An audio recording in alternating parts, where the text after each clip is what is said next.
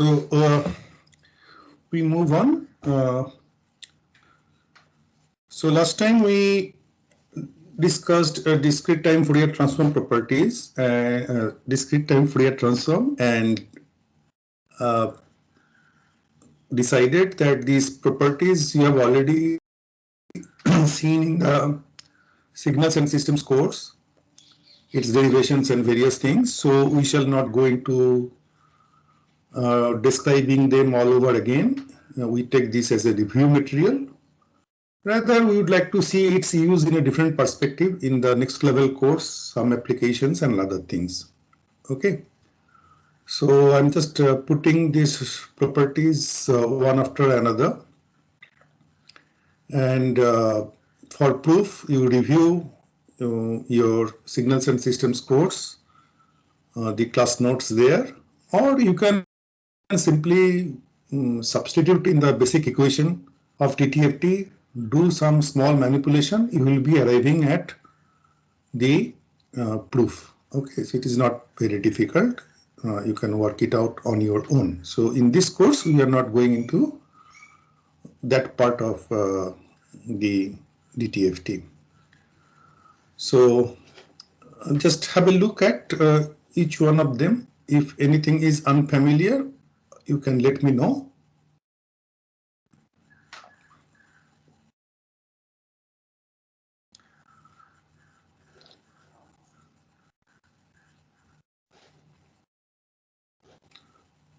So x1n giving x1 e to the power j omega, x2n giving x2 e to the power j omega as DTFT, then a combination like this will give us a DTFT as a whole. If yn is this one, then y e to the power j omega can be derived from x1 e to the power j omega, x2 e to the power j omega by this. Next is time shift. If x corresponds to x e to the power j omega, xn, its DTFT corresponds to x e to the power j omega, then a time shifted version of x shifted by nd units will be x e to the power j omega multiplied by e to the power minus j omega nd. I mean, just symmetry inverse relationship. So frequency shifted version is nothing but multiplication of xn with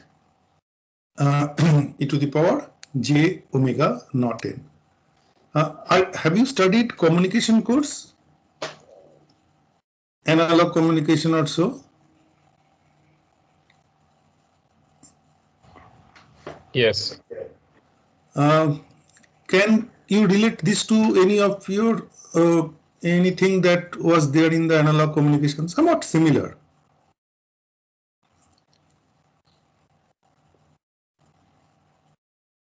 So this is like modulation, perhaps. The frequencies are being shifted. Right. So this is carrier, isn't it? Okay. And this is the baseband signal, and you are multiplying, it is getting shifted. Thank you. Very good. Right. Great.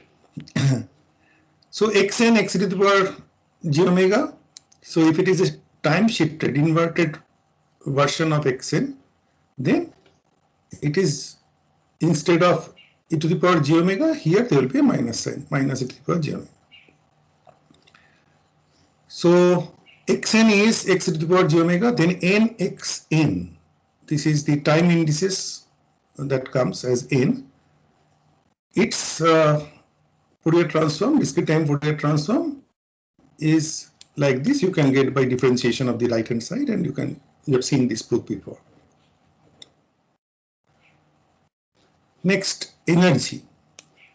So if you square each of the sample values and add it up, whatever you get is equivalent to what you see in the right hand side.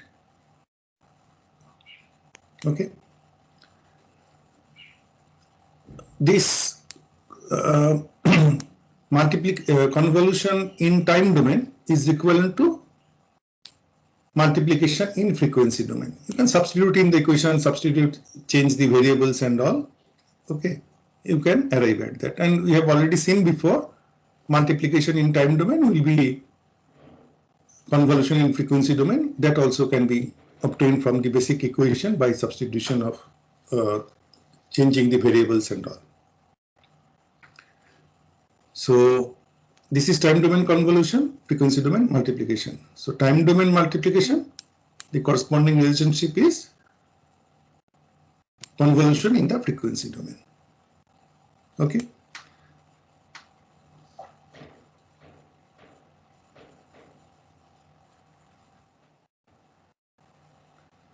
These are some standard results which we have seen before, or we can again substitute in the basic equation and we can get the corresponding equivalence. So del n, its DTFT is 1. So from the previous property that we have discussed, the shifted version of it will be e to the power minus j omega naught, j omega n naught multiplied by 1. So this value. Last class we have seen if it is constant 1, n for all values of n from minus infinity to plus infinity. So this is the corresponding DTFT. Okay. So we started from this side, right hand side, and then we arrived at the left hand side.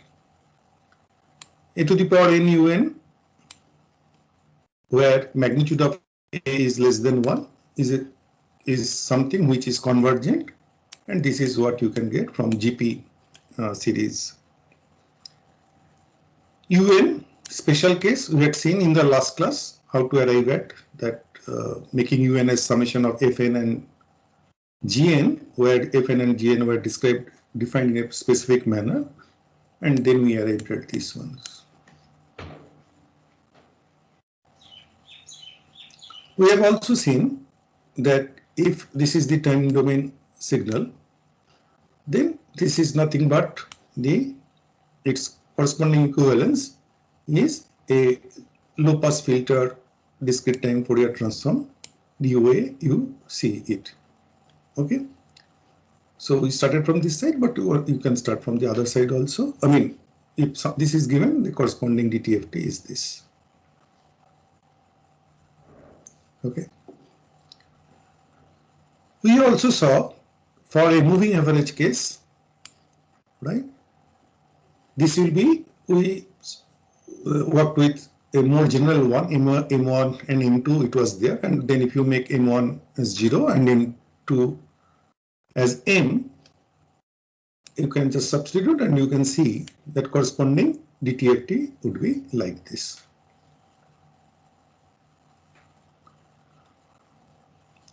Okay. Then we can go further. Earlier we have seen these properties, UN, this differentiation and other properties, a to the power n UN, this results. So we can move further and we can see if it is n plus 1, a to the power n UN, then corresponding DTFT is this. Okay. This we have already seen in the previous class. Okay. So all of you, if you can connect it directly, it is fine. Otherwise, you refer back to your signal systems course a bit, and because this will be required in your tutorial assignments and all. Okay. Now, if this is a real signal cos omega naught n, right, plus phi, and if you consider its DTFT, how will you go ahead? How will you calculate this one from whatever you have studied so far? You have to work with real signal, isn't it? I mean, so earlier we were handling mostly complex quantity, so which had a real part, and so like e to the power j omega naught n. Okay, but real signals will be will not be having imaginary part. So one such example is this. So if we need to find its DFT, how will you go ahead? We One can of you express please this try as to. e to the power j omega plus e to the power minus j omega n by 2. Very good. Okay, so you know all those things, so it's easier for us to move ahead. Okay, so you can write it in this manner.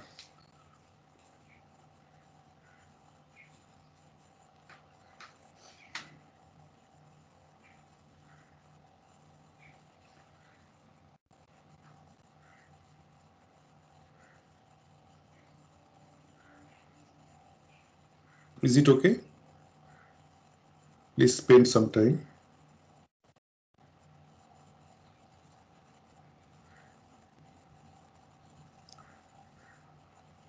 E to the power j omega naught n multiplied by 1 and e to the power minus j omega naught n multiplied by 1.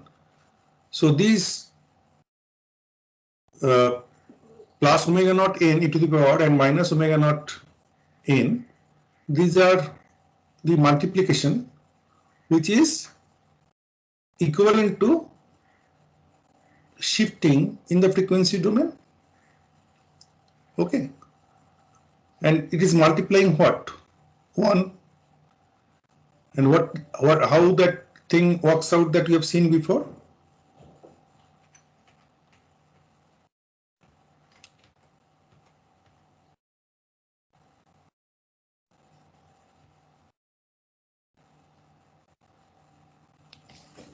This we have seen before.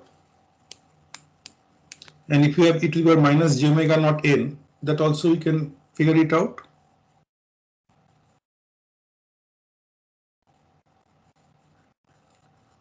Yes, sir.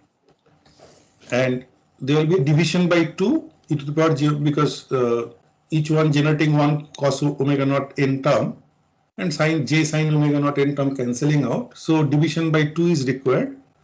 So that division by 2 takes away the 2 of the 2 pi part over here.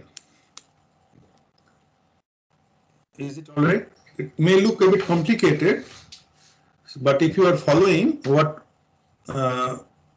we have been discussing from the last class, then it is easy to figure out that this would be the one. Is it all right? Yes, sir. So pictorially, how would it look like? Can somebody describe how, if I want to see in the DTFT domain? So to help you, so this is my frequency. So this is my 0, this is my minus pi, this is my plus pi, then 2 pi, then somewhere here we have 4 pi, somewhere this side we have minus 3 pi, then minus 4 pi. Okay, so how would it look like? Can somebody prompt and help me? Within minus pi to pi, there will be two spikes corresponding to plus omega naught and minus omega naught. And Okay, then just wait, just let me draw. Okay, because as I said, it's a large class and people, some may have not got the last class very, properly. So to help everybody. So this is your minus omega naught that you are saying, and this is your plus omega naught. Very good. And height is pi, right? Earlier we had 2 pi, this is pi. Next. So between these two, we have got this. And after that, it will 2 pi minus omega. yeah, it will repeat at multiples of 2 pi. it will repeat at multiple of 2 pi. So there will be something like this over here. Height is same. Similarly, over here. And dot. So this is the meaning of this equation. Sir, I have one small Anyone? doubt here. Yes, please. Sir, can you explain like how does the e to the power j phi term affect the distribution, or like it does not affect the distribution? How does the So, like what is the effect of the e to the power j phi and e to the power minus j phi term in the summation?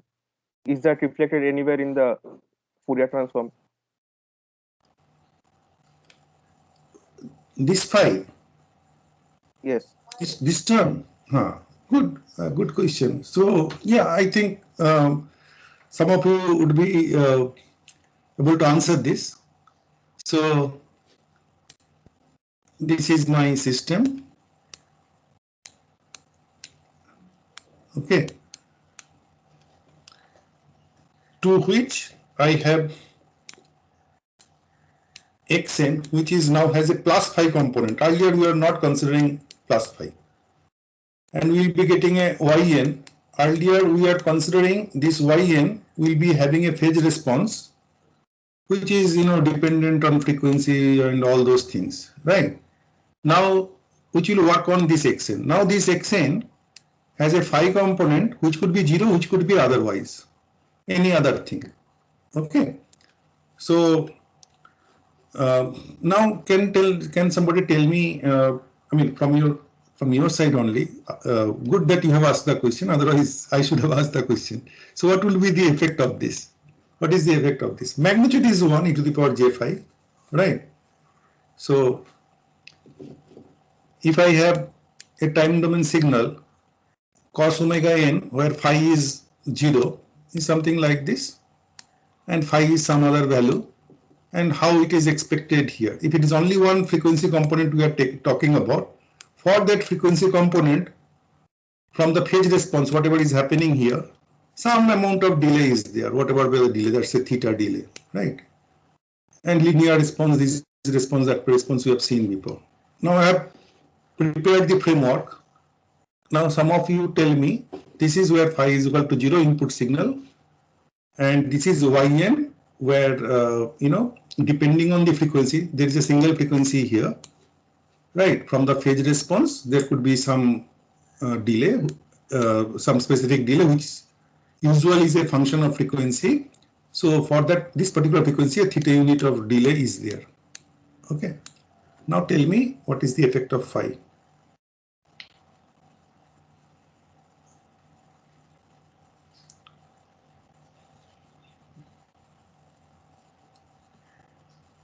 So I guess the graph that you have drawn will be shifting by phi probably. Very good. So the graph will get, this plot will be shifted, right? So the plot, the person who has asked this question, I hope you can understand that, at n is equal to 0, this was 1. Now at n is equal to 0, it will be cos phi. Okay. And at n is equal to say minus something omega naught n, when it is equal to minus phi, so that time it would be 1. Okay. So basically this is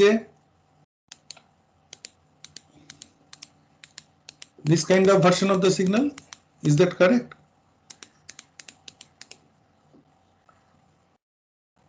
So the only effect will be in the time domain. There will be no effect in the frequency spectrum. Not here. Not here. Okay, Frequency spectrum, this is omega versus something that you are plotting. This is the magnitude part of it. It will get manifested. So that is the next part of the question. So the person who is continuing, maybe, you have understood also, all of you can understand. So the delay that was occurring for this frequency theta unit, now this phi will get added to it. Okay. So theta and phi put together, the yn will be obtained. Had only xn be there, whatever signal you had got, now xn has having a phi component. This cos omega naught compared to cos omega naught n, cos omega naught plus phi. So this phi and theta, they will come together, and that will get affected here. Okay.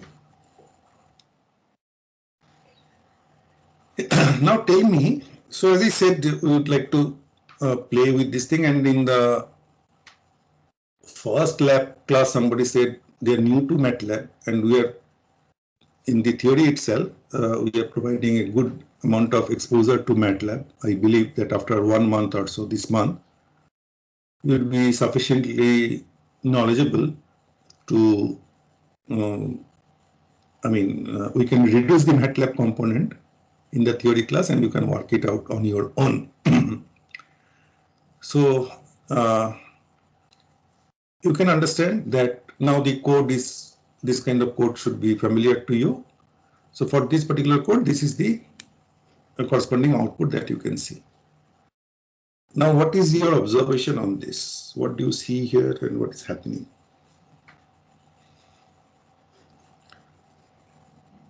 Please. So each one is a different segment. Again, somebody who has not spoken before,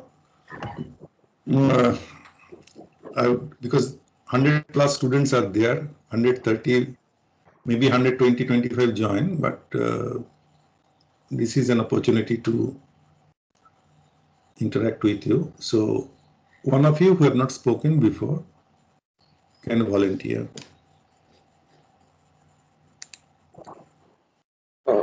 So essentially, we see your that name, please. You identify yourself, please. Hardik. Sorry?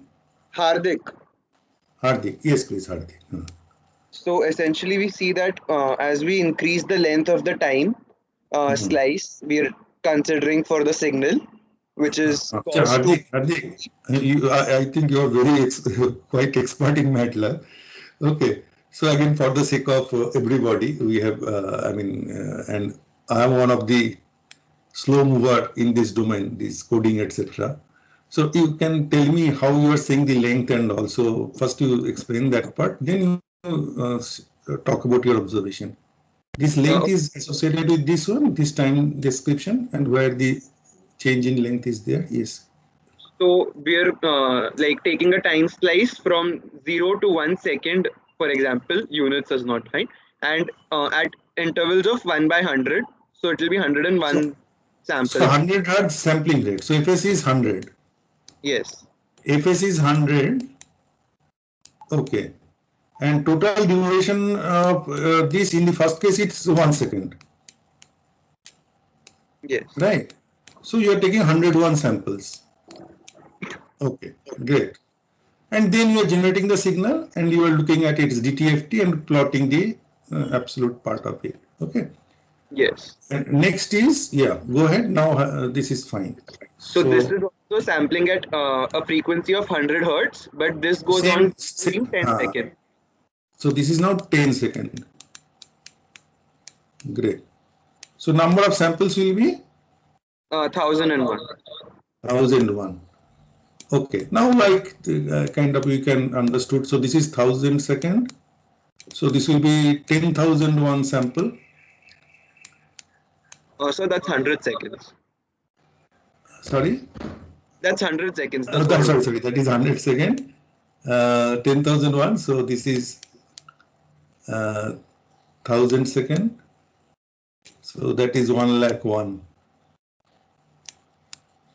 samples, a large number of samples. Okay, almost infinity. Anyway, go ahead. Now, what is your observation? So we see that as the length of the time slice increases, the graph becomes smoother and smoother. Like we only get an impulse response at the frequency we desire. Right. Yes. So it's probably the Gibbs phenomenon. Sorry? It's the Gibbs phenomenon. Right. So what is that? So if a signal is restricted in the time domain, then it will have like infinite frequency components in the frequency domain and vice versa. So basically this is your signal. If it is from minus infinity to plus infinity, you are expecting that delta, whatever you have seen here. Okay. And if you are plotting it between 0 to pi, that is 0 to 512, then you are expecting that only one impulse like thing will be there, del will be there. So this is from minus infinity to plus infinity according to theory. But for practical purposes, you are taking 101 samples. Say you are taking 101 samples here. And then you are taking, in the next example, you are taking 1001 samples. Okay, so something like this. Then you are increasing the sample size. Okay, and then you keep increasing the sample size, right?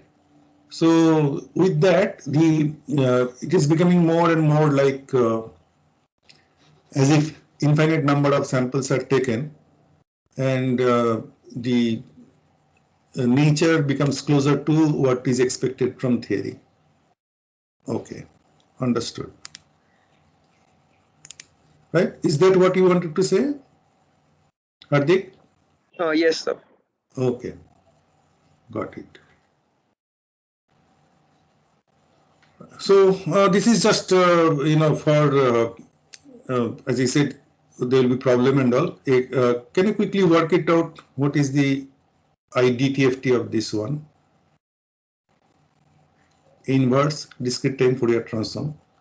And for that, definitely we will be using property standard result. You should not go by the integration way. That will take longer time. It is not that it cannot be done, but usually we avoid that. We use properties and standard result. So what is IDTFT of this one?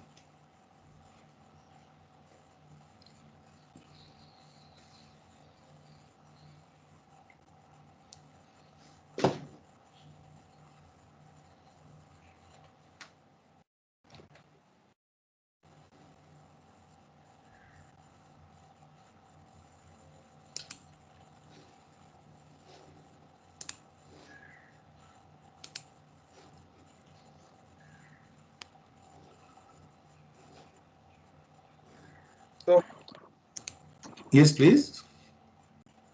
so can I answer? Yeah, I can type it in the chat box. I'm now looking at the chat box. Okay.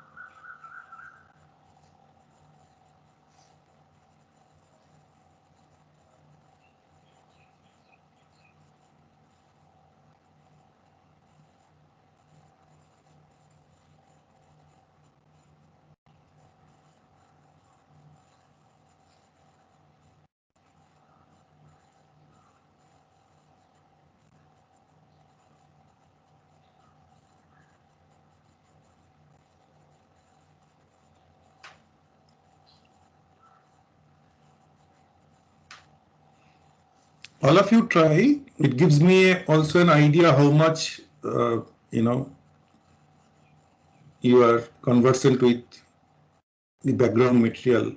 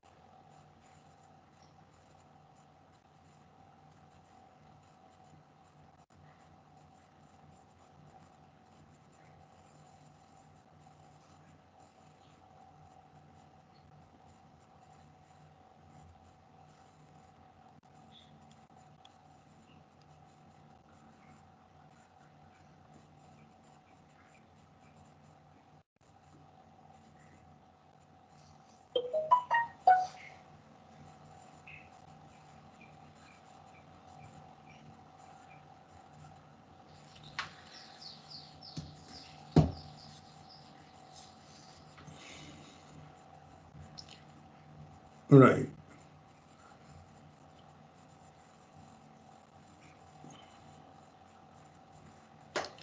Okay, I think some 10-12 people have already given their answers, and it is a to the power n plus 1 minus b to the power n plus 1 by a minus b un multiplied by un. Right. Okay. I think I get an idea about your exposure to this DTFT, IDTFT and all. So we can move ahead.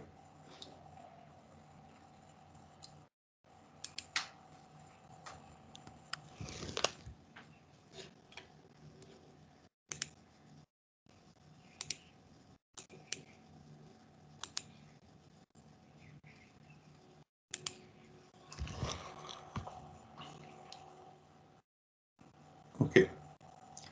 So this you are knowledgeable, and this a when you are multiplying with a to the power n, a to the power n plus 1, and b when you are multiplying with b to the, it is becoming b to the power n plus 1, and you have got it nicely.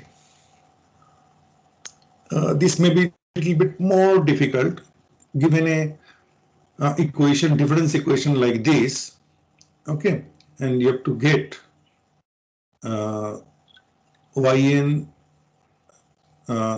xn relationship, right? I mean, sorry, impulse response of this system from this yn xn relationship, considering all initial conditions are 0, etc. You can use DTFT and then IDTFT and get the impulse response. So that is another use of DTFT, IDTFT. I believe that it has been, this kind of thing has been dealt in your signals and system course. Has it been dealt? You have solved this kind of thing, solved or arrived at impulse response by using DTFT, IDTFT. Can I get an audio response? In the signals and system course, given a linear difference equation, constant coefficient, you first perform DTFT and then IDTFT. DTFT where xn is del n. Then you get corresponding yn is hn. That way. Have you done it? Any example? No, sir. No. No, sir. Okay. So then I'm not asking you to do it yourself. Just look at example, and then you will be having opportunity to practice it from your during your tutorial assignments on your own. Okay. So you can look at it in two different ways.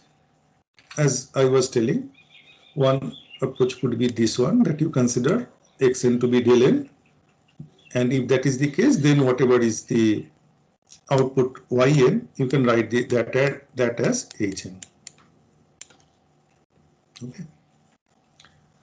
So the equation half yn minus 1, 1 upon 4 xn minus 1. So this is half hn minus 1, 1 upon 4 del n minus 1. It's fine.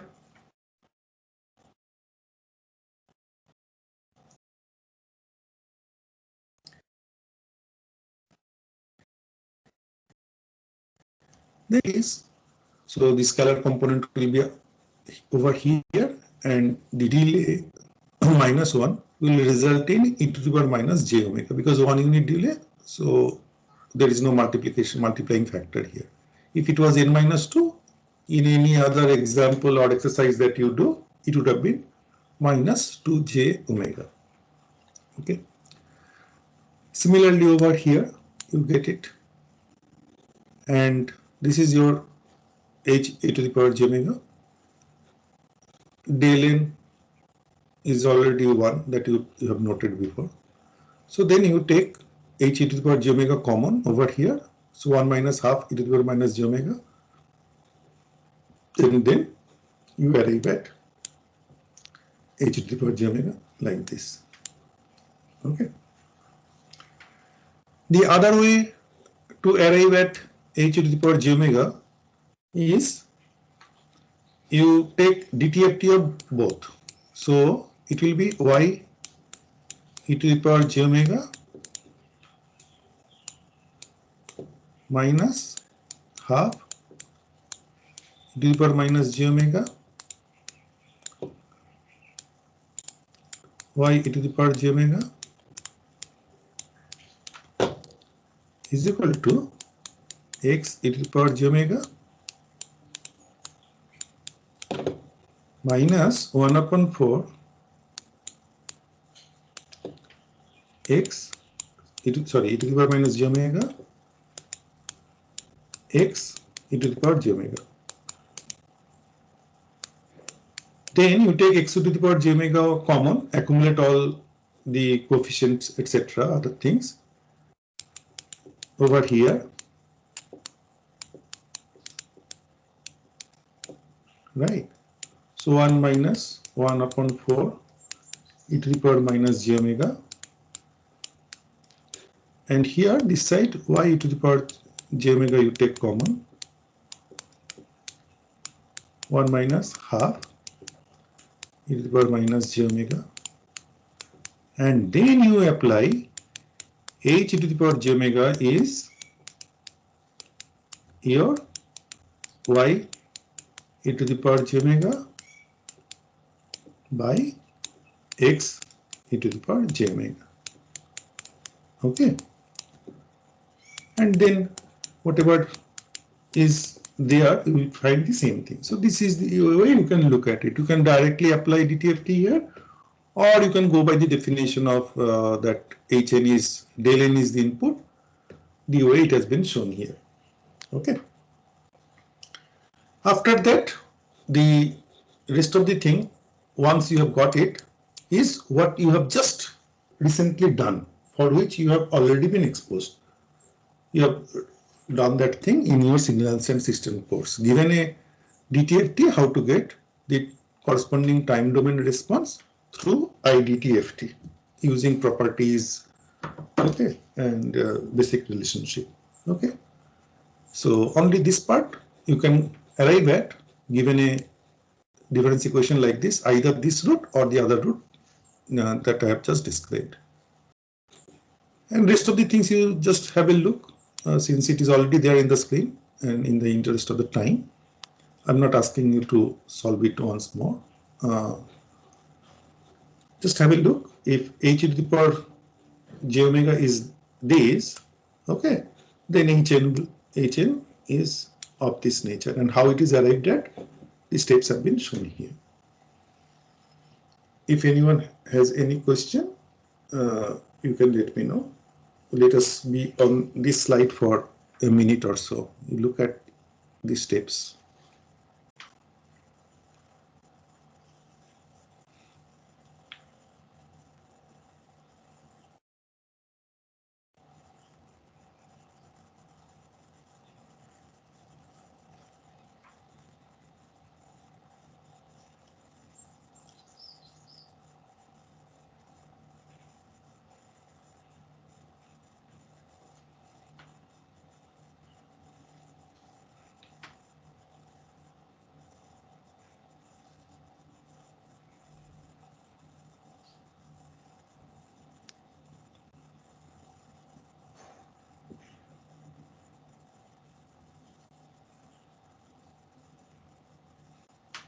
Is it fine?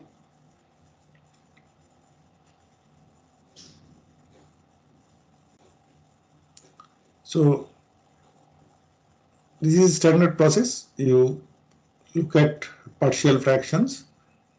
So this is direct, you can get from the relationship, and this is e to the power minus j omega is there. So this you will be applying the shift and accordingly you are arriving at here.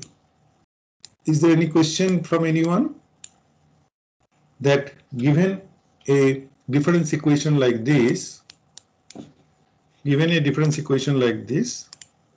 then corresponding impulse response can be arrived at,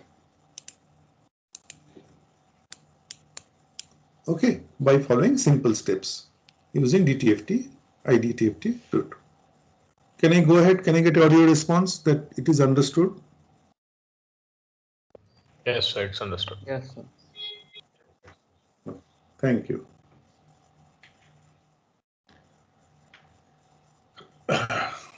Now we have seen something similar before.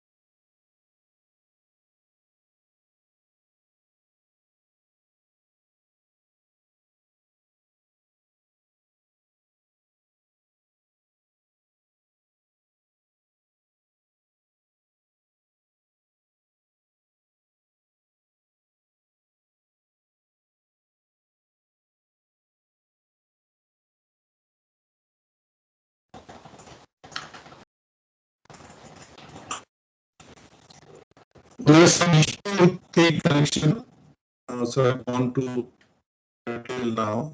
Am I audible? Yes, sir, Yes, you're sir. audible. Your voice is breaking right now. Okay. Thank you.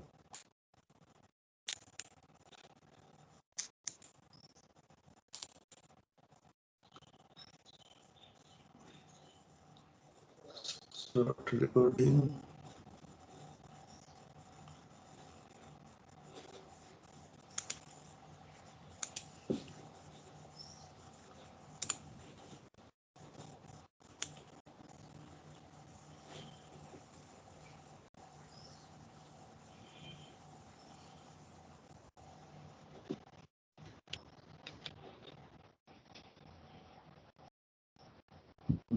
Record.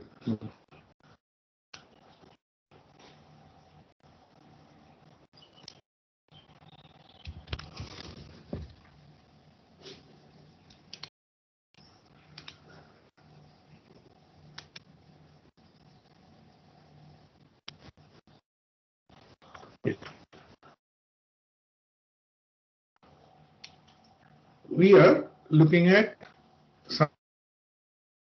similar to what we had seen. Okay. So, can somebody tell,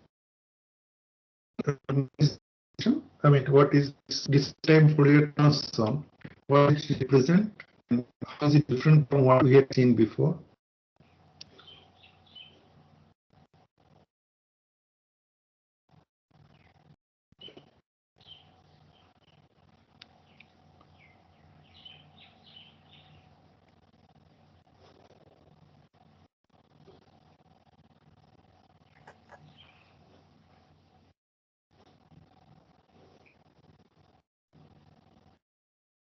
So we saw something before which was low pass filter Excuse me, sir. Your screen is coming black. We cannot see your screen.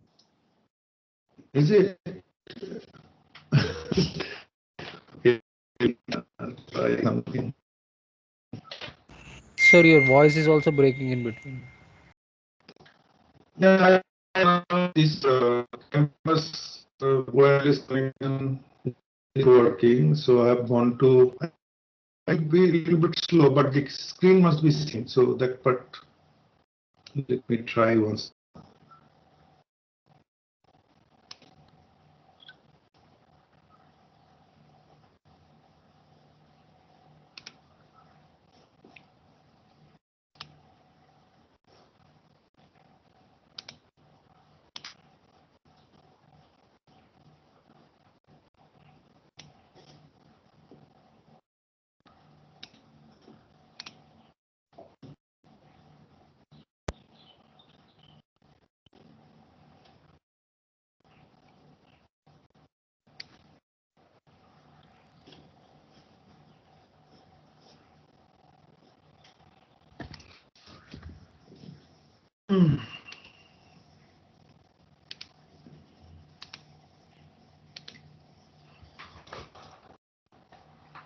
You see the screen now?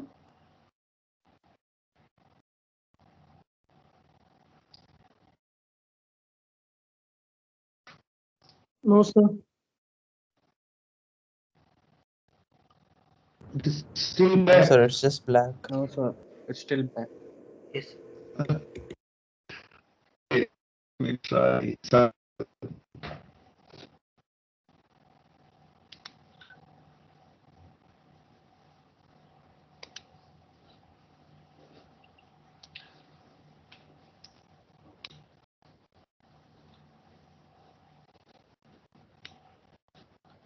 I'm rejoining. It means I'm not ending the meeting. Just leave.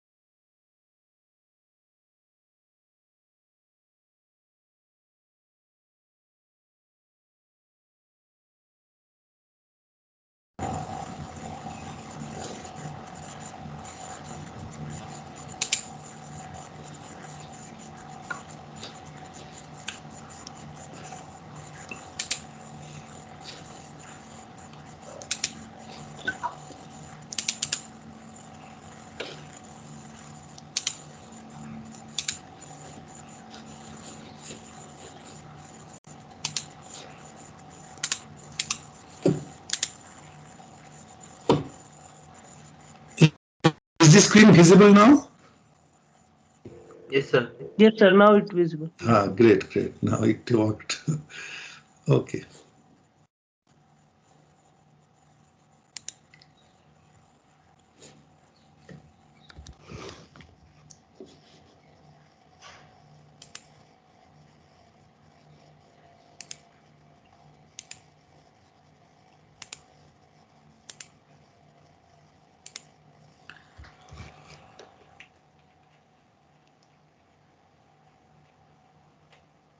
Yes, we were here.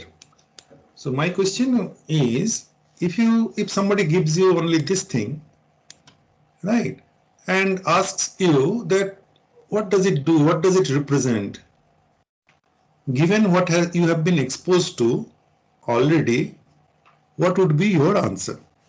Someone please volunteer and tell.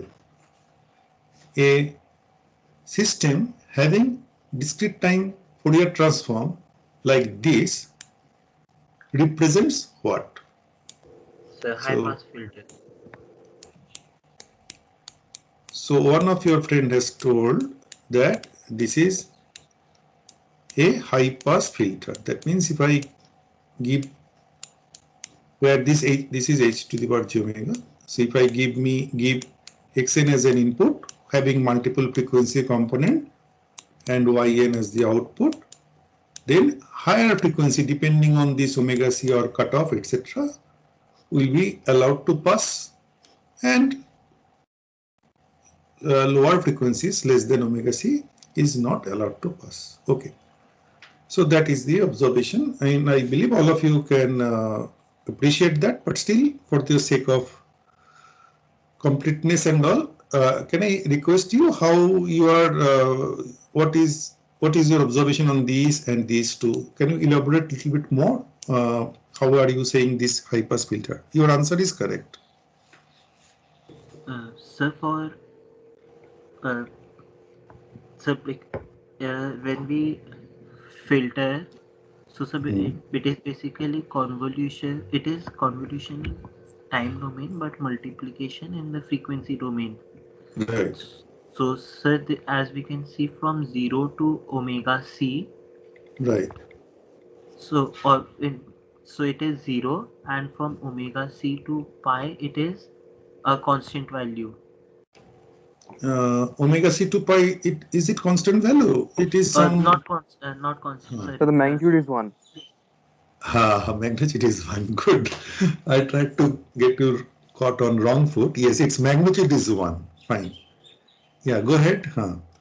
Then. So sir, the low frequency components from 0 to omega c would be not present in the output. Right. And sir, omega c to pi will be present, but with a certain delay. Right. And that delay is a function of the frequency. Yes, okay. Linearly related. And we have already noted that pi is the maximum frequency, right? Pi corresponds to fs by 2. Yes, sir. Okay.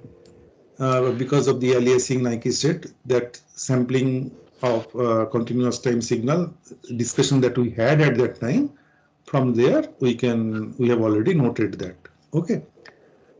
Right. So this is very nicely answered and all. So what purpose does it serve? Does it serve any purpose? I could have written one only. I mean, like what we had done for a low pass filter. I mean, does it make any difference, or what difference does it make if I put it the other way? So it has a delay of ND, but sir, how does it help us? I do not understand. In fact, sir, so for various frequencies, the delay should ideally be same for a filter, if I remember it right. But sir, here the delay itself is a...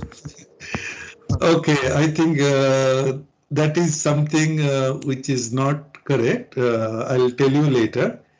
If the delays are linear like this, then when you combine the signal, it will give, there will be no distortion. That part we shall discuss some other time. So linear phase is a, what is it called? Desirable property. Okay. Oh, okay.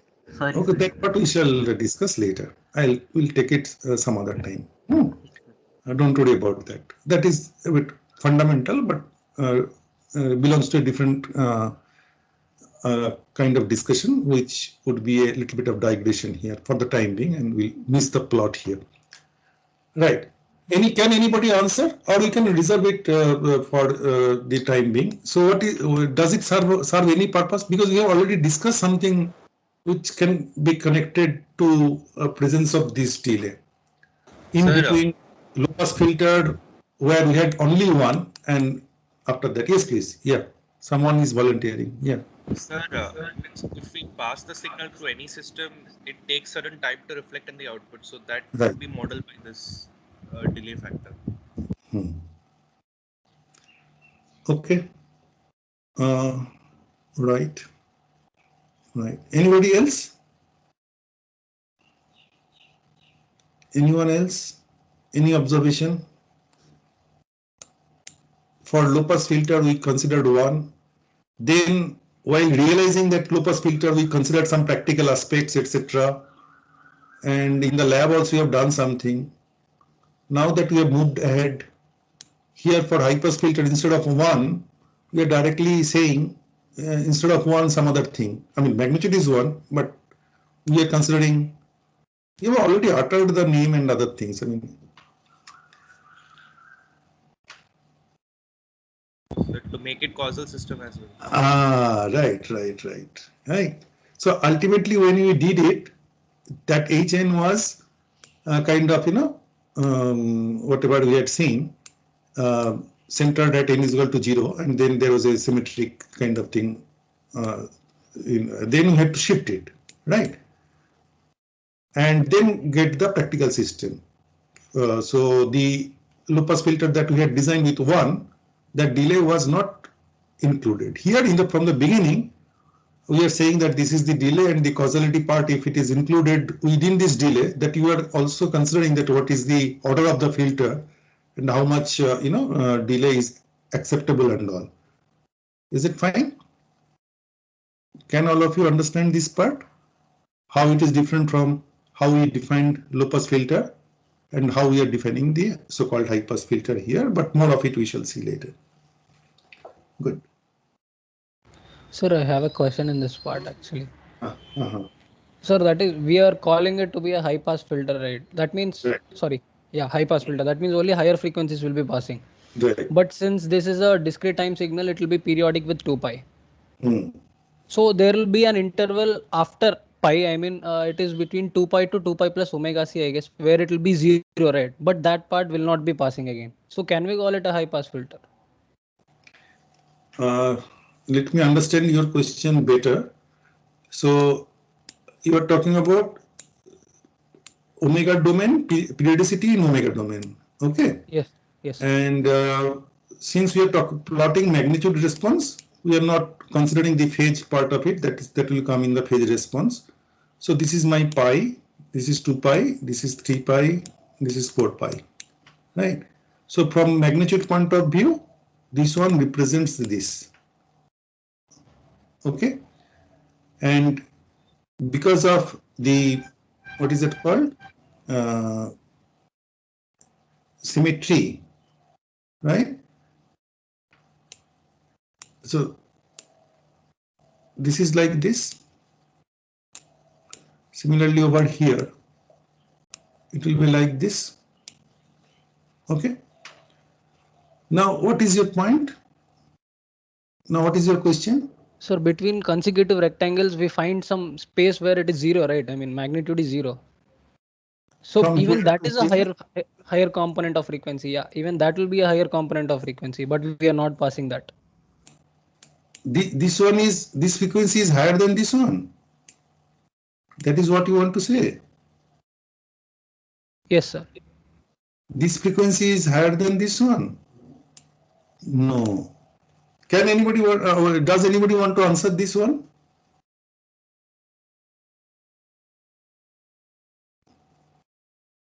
The x omega in DTFT is periodic with 2 pi. So once you cross 2 pi, you go back to 0 only. So that will become a lower frequency, right? Like once you cross pi or 2 pi, like the way you're looking. Sir, but that is about the magnitude, right? We say that magnitude repeats after every 2 pi, but it does not mean that there does not exist any such frequency. Okay. Your name, please. The person who is asking. Karthik. Hardik. Karthik, sir. Karthik. Sorry. Karthik, I hope you are present in the initial classes of sampling and other things, Nike straight. Yes, sir. I was present. Very good. Then you might have noticed that if the sampling frequency is fs, okay, then the maximum frequency that has a unique representation in the sampled values is fs by 2. Okay, any frequency more than fs by 2 will be having an alias, having a proxy, having a representation in some form between 0 to fs by 2. It is not, you cannot distinguish these two. There may be a phase difference and all, but otherwise if you just look at the samples will be the same. Okay, you can substitute in the basic equation, you can find it out. Otherwise also if you do the simulation, you can see. You have to refer back to some of those discussions. And this fs by 2 in omega domain corresponds to pi. as we cannot have any frequency greater than fs by 2 uniquely represented, distinctively represented by sampling the signal at fs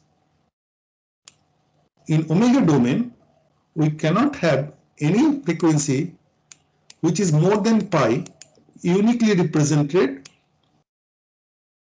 Okay. So whatever frequency you see here, there will be some presence of it over here. Okay. So that is the idea. So does that mean that frequency component does not exist? I mean, can we say like that? I'm not sure. In the discrete samples, it doesn't exist.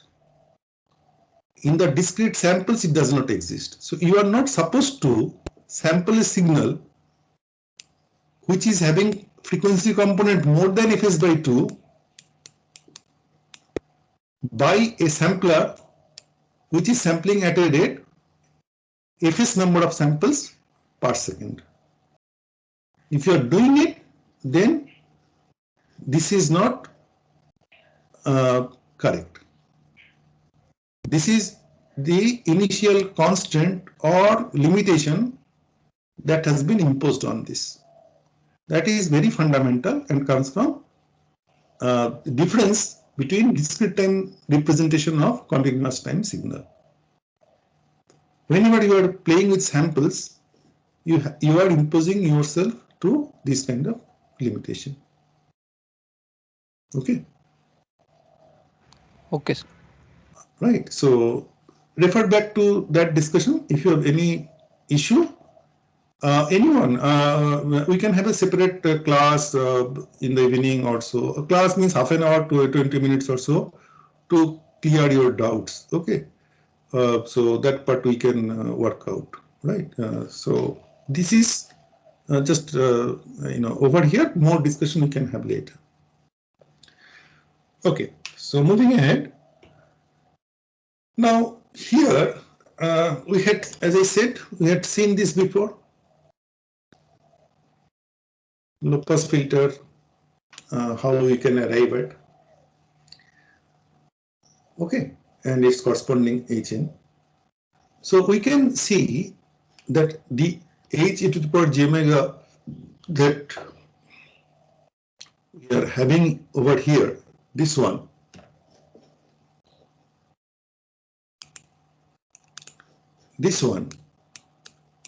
we can relate to whatever we had studied before, analyzed before, by this relationship.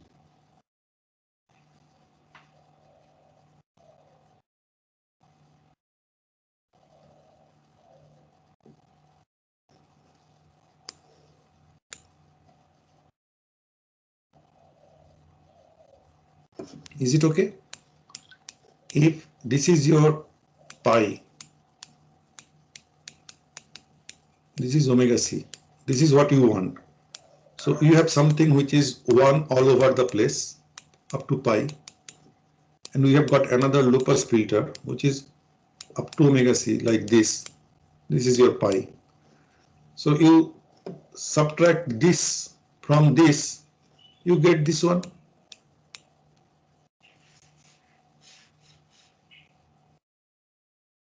Okay, and this is the delay part that was there. Okay, so when you use this relationship, because you have already worked out the solution for h low pass e to the power j omega to be this one. Okay, that is n was there, nd was not there. So a delayed version of this e to the power minus j omega nd will be having a delayed component over here, which is coming from this one, right? And the first one, e to the power minus j omega nd, this is nothing but 1 multiplied with e to the power minus j omega nd. From the standard result we know 1 is del n, and this is the shifted version of it. So del n minus nd. This we have studied, reviewed before. So your Hn is like this. Okay. Now we shall look at this part little later because we lost a little bit of time because of those connectivity issue, but you will not miss the important points even if I do not take up this over here. We'll go straight away. Okay. Is it fine? The question here, is that if I ask you, given you already know sin omega Cn, so how the Hn will be different? Okay, let us not skip this one.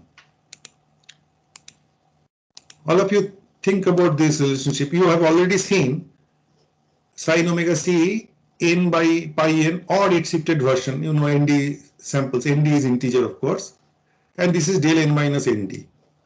So what is Hn? How does Hn look like? You don't need to plot few samples. If you wish, you can plot, but just if you remember what was it for this one, then what is it for the whole of it? Then you can pick up this question later.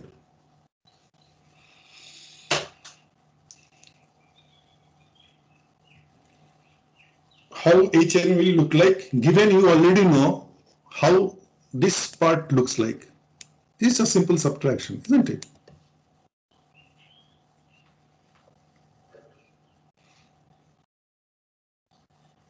Can anybody volunteer? It will be negative of sinc function, like for all n not equal to nd, and for n equal to nd it will be like 1 minus omega c by pi.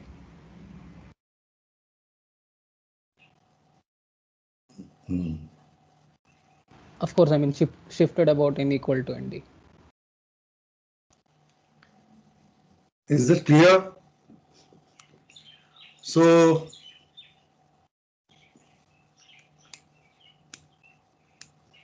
your low-pass filter, sequence that you had seen before is something like this. I'm plotting it in the discrete domain, which is not, shifted, right? Some envelope is there, right? Then if you shift it, then your n is equal to 0 comes over here. This is your n is equal to d, nd.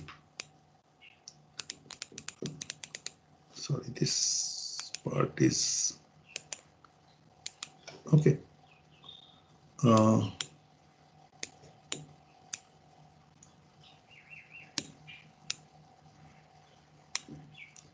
Right, and there actually the samples are there.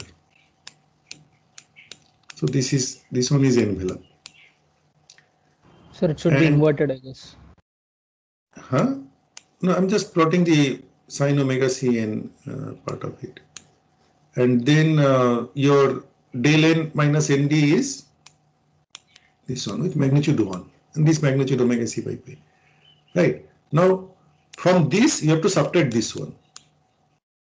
So the central value will be 1 minus this omega c by pi, whatever you see over here, and other things gets inverted. Okay. So depending on this omega c by pi, the central value will be positive or whatever be the amount. The other values will be like this.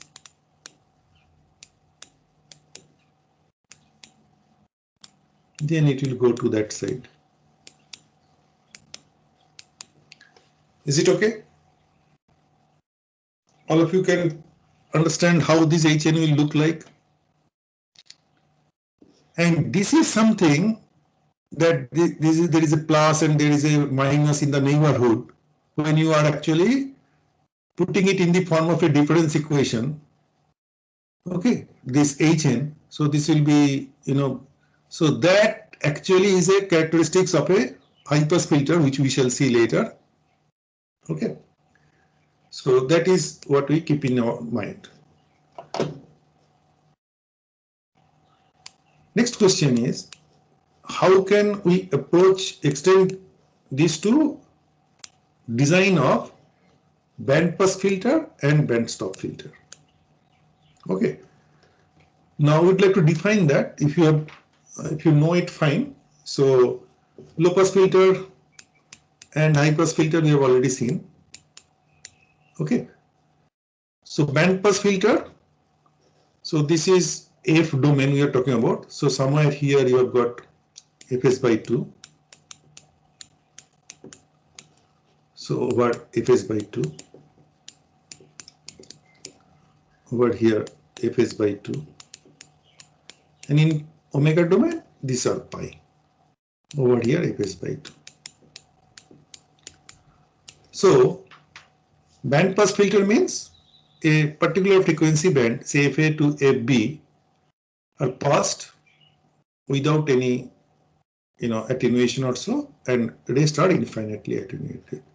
And band stop filter, the in-between thing, Fa to Fb is infinitely attenuated, nothing is passed, and rest of the frequency in the low frequency range and in the high frequency range are passed. Okay. So this is the definition of bandpass and band stop filter in discrete time Fourier transform domain. Okay, and there is a periodicity, that is another thing. So how can this be extended to design of bandpass filter and band stop filter? Whatever we had seen. Sir, for the band pass filter, it can be considered as a one low pass filter subtracted from another.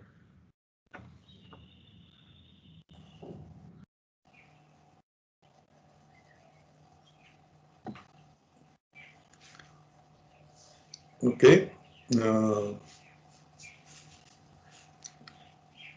Band pass filter, one low pass filter subtracted from another.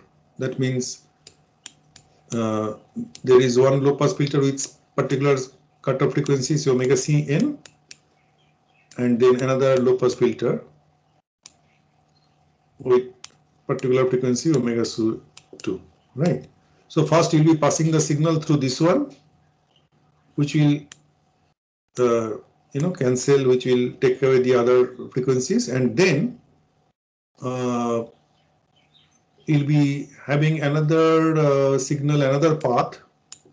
So basically you are talking about some such thing, right? So here this is the first system, and here it is this another system which is having omega c2, and then you are subtracting and you are getting it. Am I correct? Yes, sir. Subtracting one high pass filter from the other would also work, right?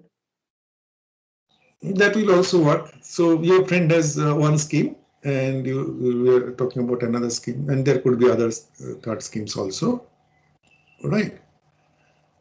Is it fine? Okay, that you have learned low pass filter design. Now you can design high pass filter, you can design band pass filter, band stop filter. How will you do? Sir, we can subtract the band pass from one. Or we can add one low pass with one high pass. Okay, so you know these combinations a different way. So you have to now think of system level, okay, and accordingly develop your hardware. If you are doing this processing, this addition, these systems are nothing but all these are multiplication. So multiplier and adder or subtractor will be there. Okay, these individual units. Then you have to combine these individual modules to get a whole system developed. So you can do it in hardware if you are, doing hardware development, or if you are doing it on a software, a general purpose computing in a general purpose computing platform, then you can use, coding the way we are doing and get it. Okay, good. We shall see something interesting going forward on these different things. Okay, we can move ahead now. So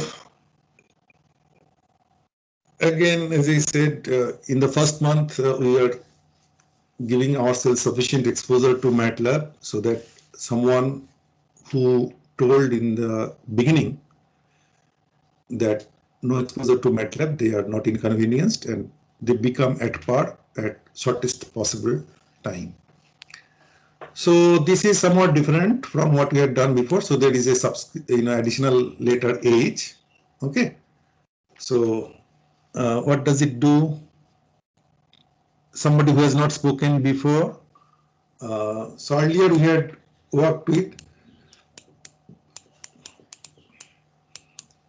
Okay. So it is somewhat similar. So can someone tell who has not spoken before what is this function doing? Please identify yourself and tell. This is creating a high pass filter. Identify yourself, please. Let me hear some of the names. Okay. Yeah. Okay, I'm please. Arusharku. Arusharku. Arusharku, you have not spoken before. Why? You should speak. Okay. Yes, please. This is what? This is the high pass filter, like we discussed. This is high pass filter impulse response, right? Yes. In example response. Yeah. Right? With appropriate delays and all. Similar to low pass filter, this thing. Okay. Then what we are doing? Now I will not ask you to elaborate because we have seen it before. So now we are looking at the frequency response of each of these H for different order. 3, 7 and some relatively high value 39. Is it okay? And pi by 2 is the cutoff frequency in each of these cases. Similar thing we had done for low pass filter, we are now doing it for high pass filter. Okay. So we shall look at the unit sample response or impulse response, and also we will look at its DTFT. How does it look like? Okay. Because absolute value of the discrete time Fourier transform. Okay.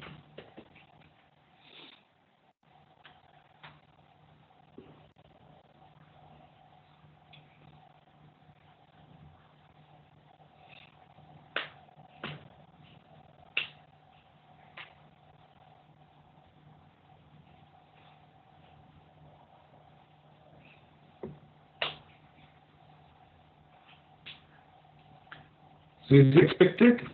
Is it unexpected line? Impulse response is del n minus something, del n is 1, but here that whatever value you have taken omega c by pi, because of the omega c value is pi by 2, sorry. Okay. This is not 1, but 0.5. And the adjacent values. Okay. So if I ask you to write the difference equation for this system, okay, this value you can take some number. I mean, it's not clearly identifiable from here. So you can just for the practice purpose consider 0.3 minus 0.3. This is symmetric. Both of them are minus 0.3. So what is the constant coefficient difference equation for the system for which Hn is this one? That means what is the Yn Xn? What is the Yn Xn relationship? Please write it in the chat box.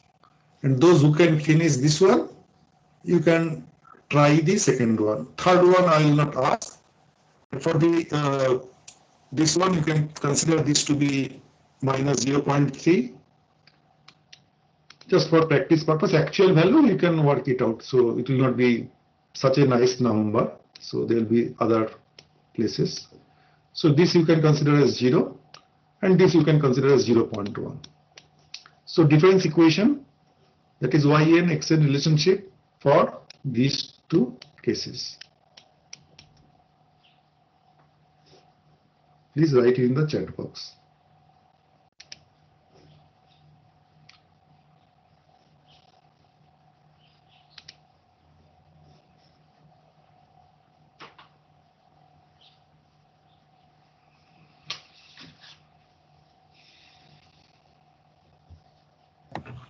Sir, could you explain the question again? picture.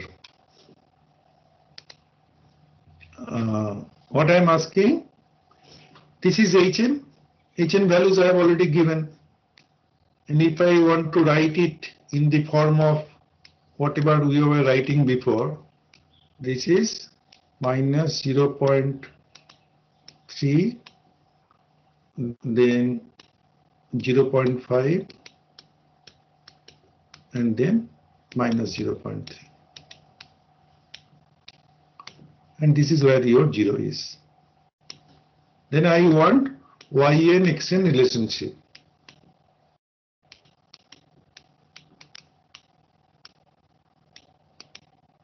How Xn and Yn are related. In this case as well as in this case.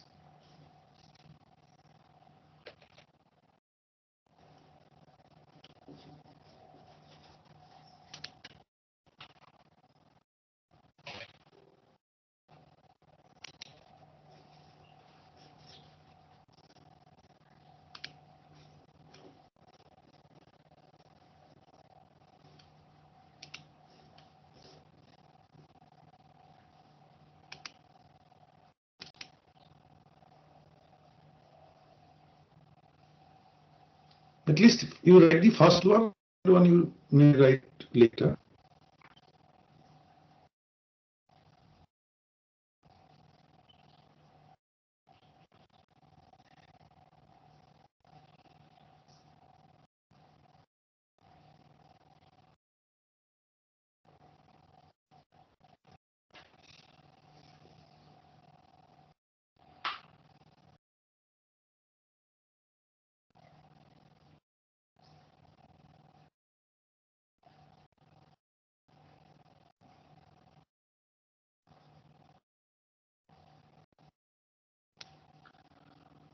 In MATLAB, there is no 0 indices possible. Okay, so 0 is 1 actually. So if you want to represent n is equal to 0 in MATLAB, this comes at the indices index 1. So I have already mentioned the 0.3 corresponds to your is equal to 0. I'm talking to Janesh Saran, and then 0.5 corresponds to n is equal to 1 in that sense. And again minus 0.3, that will be corresponding to n is equal to 2.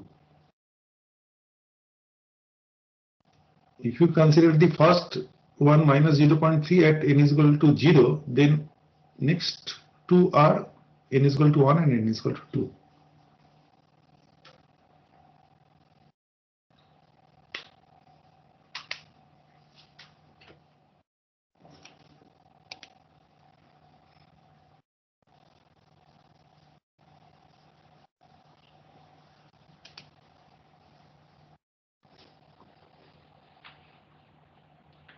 See here.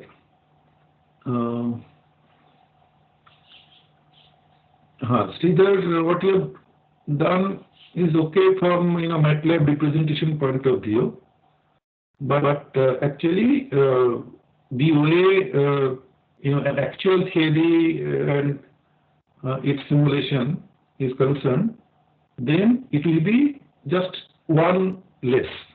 It will be 0.5 x n minus 1 minus 0.3 x n minus 0.3 x n minus 2.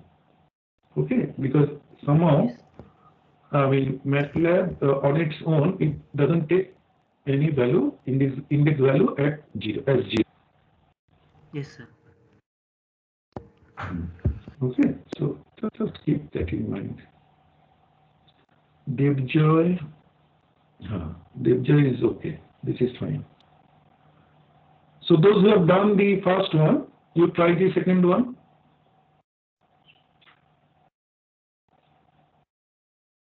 And those who have not done even the first one, you can see, even try on your own and also kind of, see what others have done.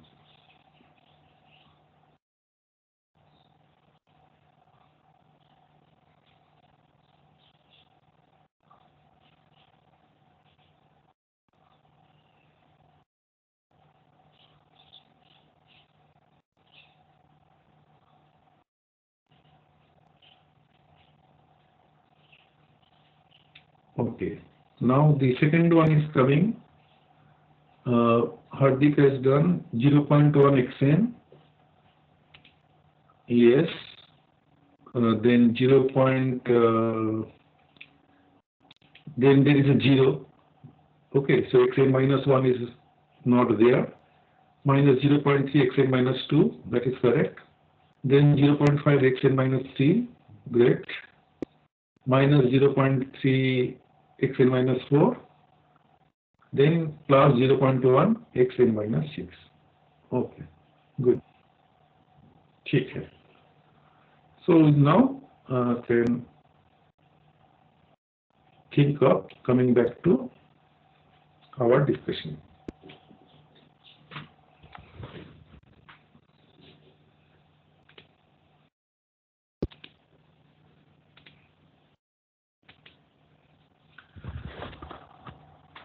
Okay, if any of you is having difficulty over understanding how it is coming or how it is related, so yn is equal to minus 0.3 xn plus 0.5 xn minus 1 minus 0.3 xn minus 2. Okay. So it will give you hn. Yn will become hn when xn is del n. Xn is del n. Then yn is hn. Okay. So if del n is the input for n is equal to 0, right?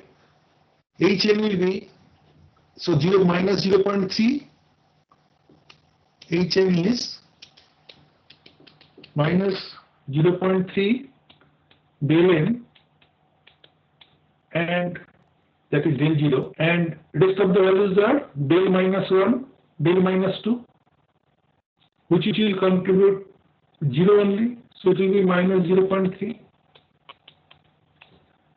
n is equal to 1. This Hn will be, here the first one will be 0 minus 0.3 del 1 plus 0.5 0 del 0, 1 minus 1 0. So that is your 0.5 plus 0.5.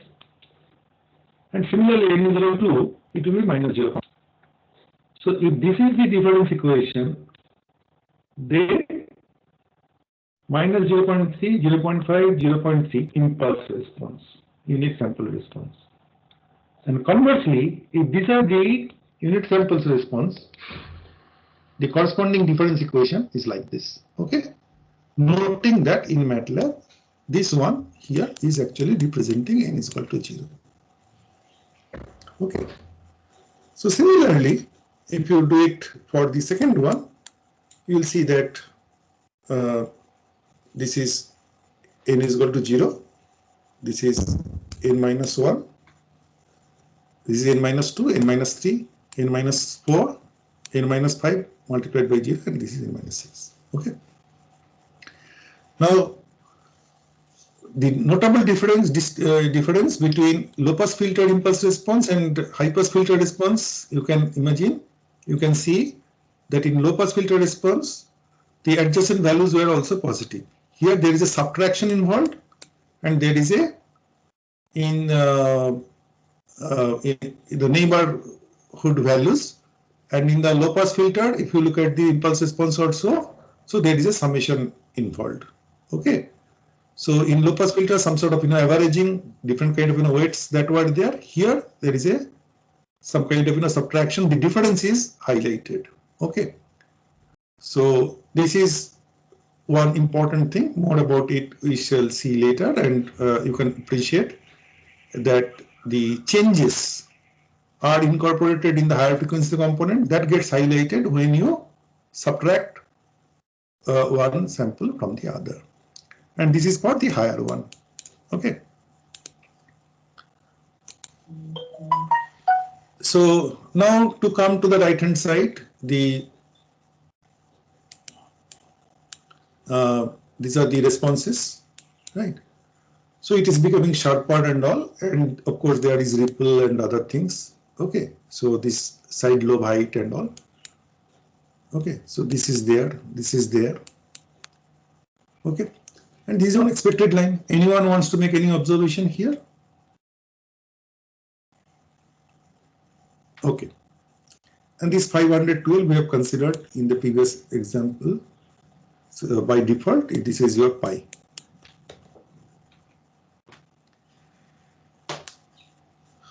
Similar thing we have done for low pass filter. So very quickly have a look at this, and again somebody who has not spoken before, quickly tell me what is expected when we perform this. Okay.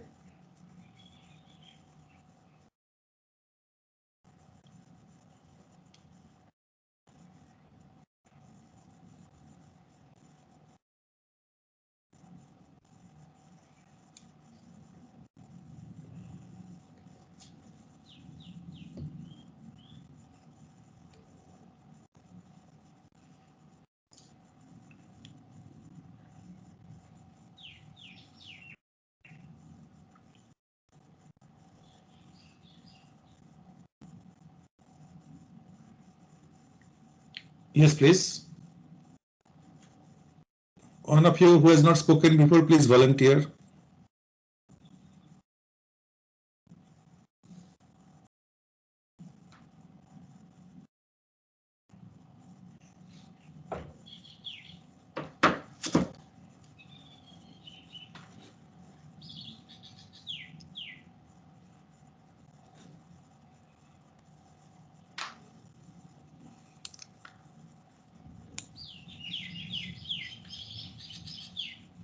Is it difficult?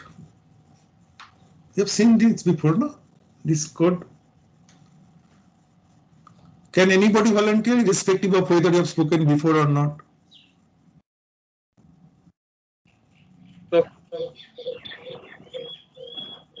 Yeah, yes, please. So I'll start. First, we define three sinusoids. Right. Of amplitude 1 each, frequency 20, 30, 40 hertz, sampled at 100 hertz. Right. Then we take the input signal as the sum of the sine waves. Right. Then we do a stem plot of the input signal and its frequency domain representation. Right. Then H1 is the impulse response for a high pass filter of order 3, and the cutoff frequency will be 25 hertz since it's pi by 2. Right, right. Then we're simply getting the output by convolution. And we're again doing a plot of the output function in the time domain and the frequency domain. And this is repeated for 2 other filters. Of higher order. Very good. Very nicely explained. Very logically and step by step. Okay, and Nyquist rate, etc. That part, no aliasing, that is ensured because fs by 2 is 50 hertz. Very nicely explained. Good. So this is what you see, and whether it is in expected, unexpected line or not.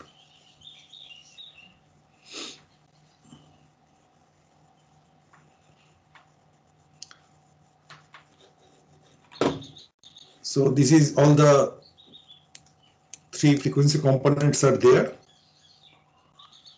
And this is filter order 3, this is 7, and this is 39.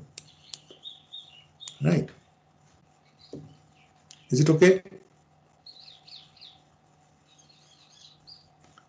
3, 7, 39. So this was your original response, 3, 7, and 39. Okay, this is in radian domain, but doesn't matter. Depending on cutoff frequency, this will be having, sharper or not so sharp this thing, and the residuals will be, the transition band will get extended, and the residual frequencies will be more prominent over here compared to here, depending on where those peaks lie. So that is what you see over here for this one.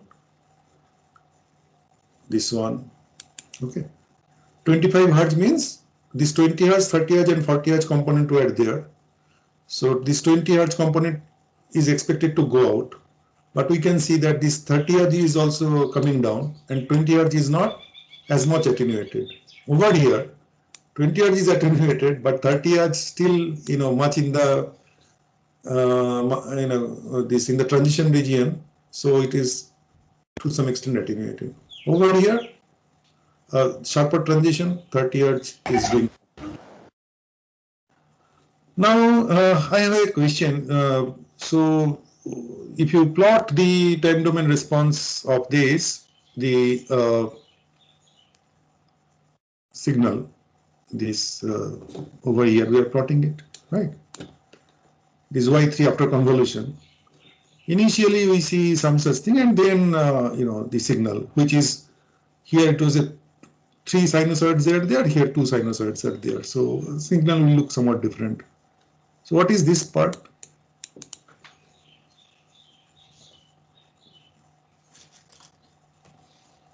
Why is it like this?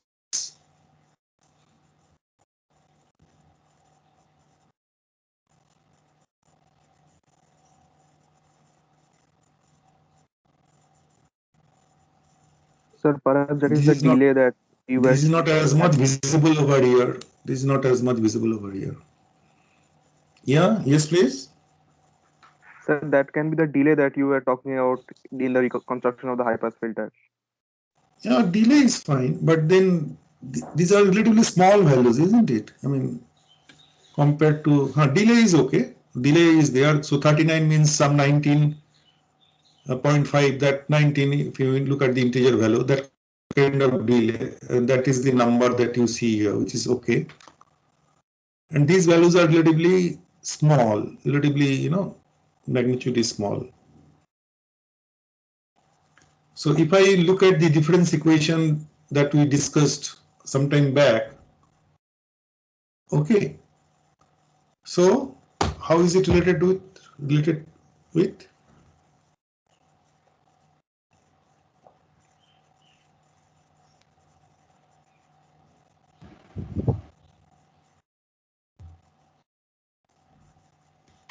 Do you get my point? What is this? If you ask me, I'll say, give me a signal from this to this. This is not my, this output. This is not, looks like a representative thing. So these initial values I would like to discard.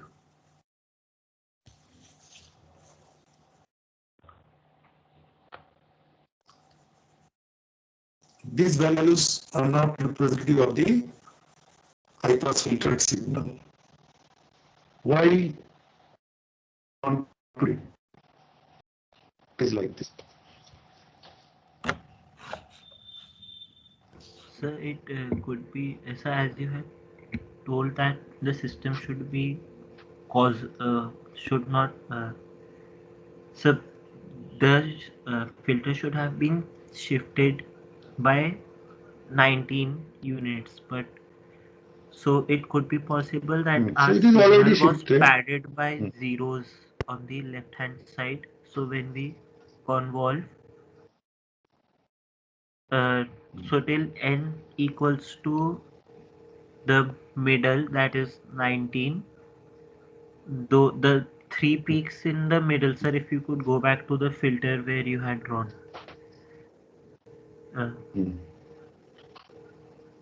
Here.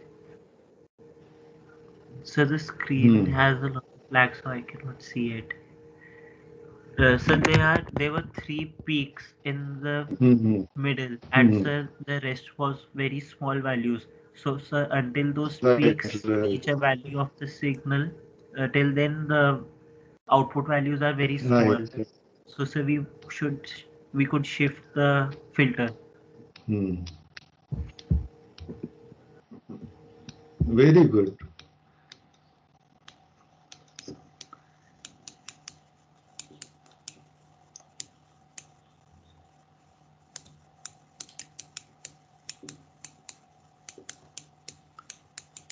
So this way, this difference equation will be there. Okay. Purposefully, I didn't, purposefully, or it was difficult also. We cannot write all those, So it will go up to say these 39 that are there. Midpoint, there will be values which are prominent, as your friend has rightly said. And when you are inputting it, because of the causality, the first sample over here is generated from only multiplication of this A1. The past values are not there. Okay. These n-1, n-2, they are not present. Right? Second point, it is generating A1 xn plus A2 xn minus 1. Whatever these values are there. As such, they are relatively small. And second thing is, the other values are not contributing. Other coefficients are not contributing. All of you get the point? Other than non-prominent, this unit sample response contributing, other than prominent unit sample response values contributing, you have the other issues of not all the coefficients coming into the play till you reach a point where they become prominent, and when you reach over here, all of them are playing the role appropriately on the input signal. So this thing you might see, and this is the initialization part of it, less prominent here, more prominent here, and this you need to keep in your mind, and because of this some issues might come up. Okay.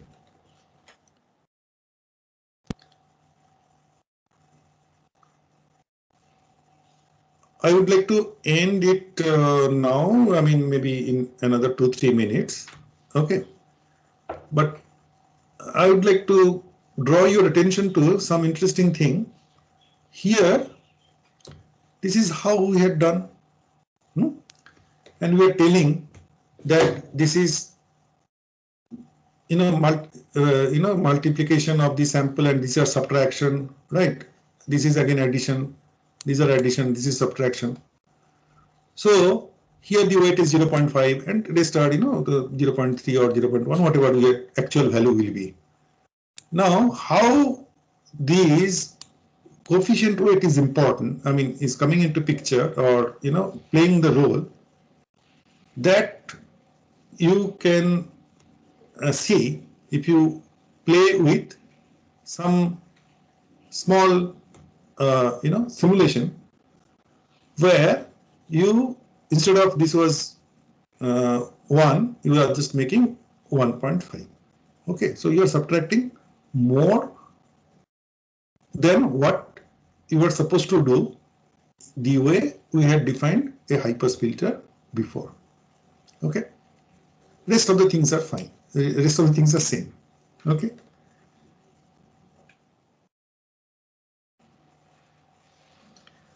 So this is how this was 0.5 before, right? This was 0.5 before. This was 0.5 before. Now it has come down to a little bit more than 0.2. And see how the filter looks different. Okay. What is your observation here? So this is the most prominent kind of thing. So you can look at that. Can anybody observe? So the flow over here is not zero. Sorry? The stop band attenuation has increased. Stop band attenuation has increased. So flow is not. Attenuation has decreased. The attenuation has decreased, right? Because it is attenuating less than it is supposed to. Attenuating less. Okay. And but over here you have this. This is the where there is a zero kind of thing. Increase to 1.9. Rest of the things remaining same. Okay. And the last one. Okay. So this was 1, and this is the case. This was 0.5. So 0.5 into 2, it is 0. So 1 minus 1, that is, sorry, 1 minus 1, so it is 0. So we shall stop here, and we shall begin in the next class from this particular point.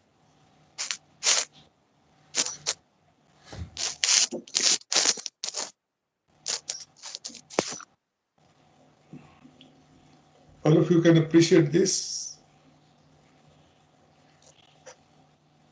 Very simple thing. We have just played with numbers which are within our control or within you can appreciate those numbers. So this is now 0. This is now 0. Earlier this value was some positive, reduced. Okay. And before that we had the standard thing, 0.5. And this was the characteristics. So you can compare this one, 39 case, this, then this, and finally this. Think about it, see the coefficients, try to understand what is happening. These are manageable numbers. This number, this number, this. We told about this is 0.3 minus 0.3, it's close to 0.3, right? And try to assimilate the concept. Okay, shall we stop here? Anyone has any observation?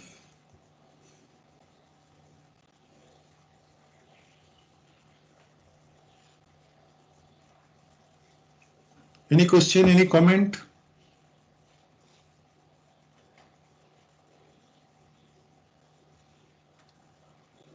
Okay. Then we stop here. Tomorrow tutorial class will be held as per schedule in the respective classroom. And now we stop recording. Okay. Recording is